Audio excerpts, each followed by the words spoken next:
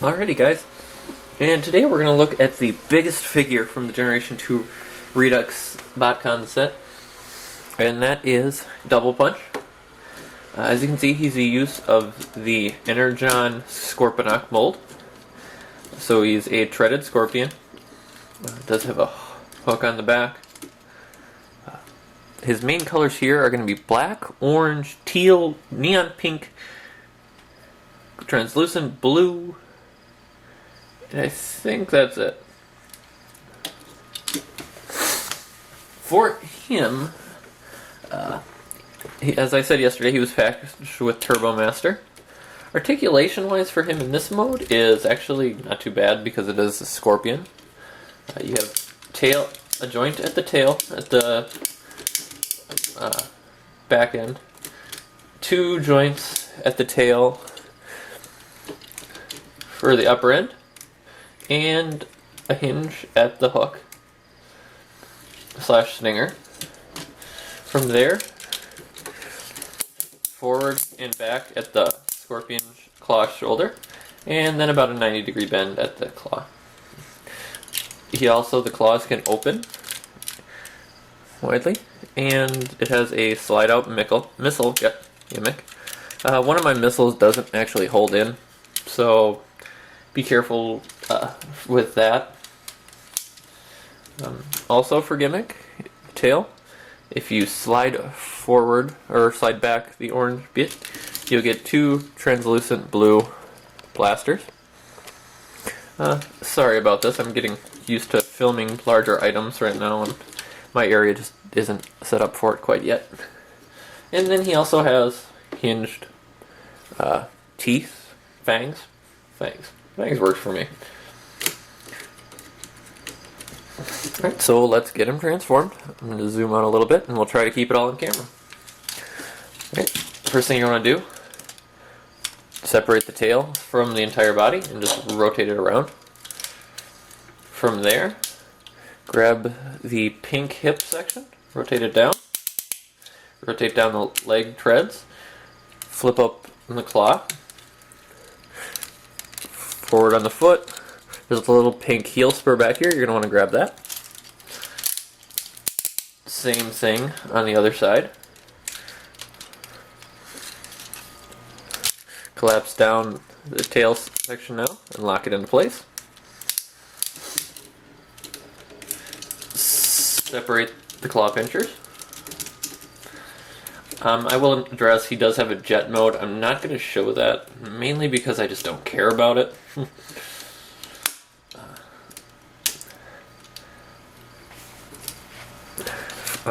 Chest open. I open the chest, flipped out the head, push up the visor, close it back up.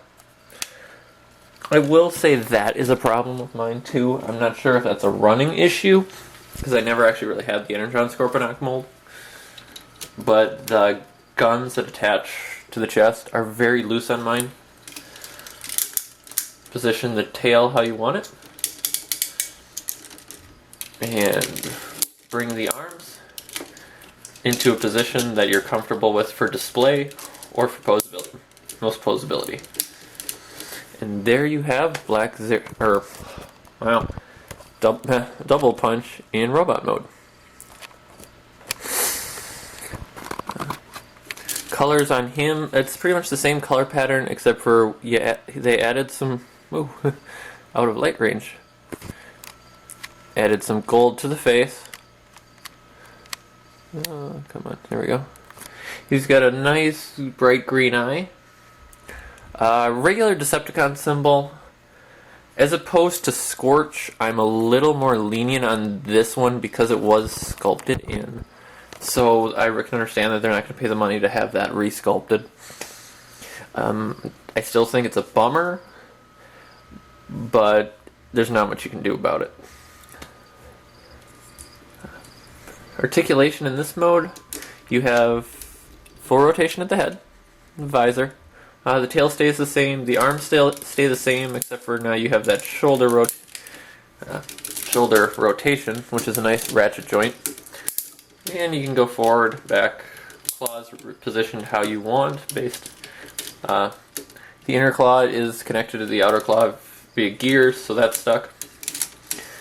Forward and back at the thigh, no in and out really at all, aside from the fact that it's just kind of loose. Rotation at the thigh. Really good knee bend for a single joint. And the toe can pivot because of transformation. And I guess you can have him break an ankle. That's for jet mode. Again, if you're buying this figure, you will probably never have it in jet mode for the sole principle of the character it's referencing. Was a twin-tailed Action Master Scorpion that was actually one that transformed. It was one of the Action Master Elites. Really good figure. Cool design. For this guy, get him back in the light. There we go. Again, I'm going to recommend him for the Classics collector as well as the Generation 2 collector. Generation 2, it works because it's bright, it's vibrant, it stands out as a really good Generation 2 villain. However, it also could work for a Classics collector because it does just have the regular Decepticon symbol. The Action Masters are a fuzzy area in regards to if they are the Generation timeline. They were kind of in the Generation 1.5 line, along with the main villains, hero and villain, for the Generation 2 Redux comics.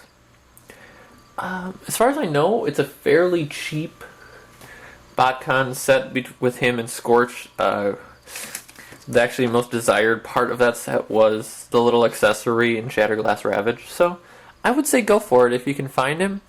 Pick him up. He's a great piece for any shelf. And I want to thank you guys for tuning in. Tomorrow we'll be back to another Autobot, and we'll see you then.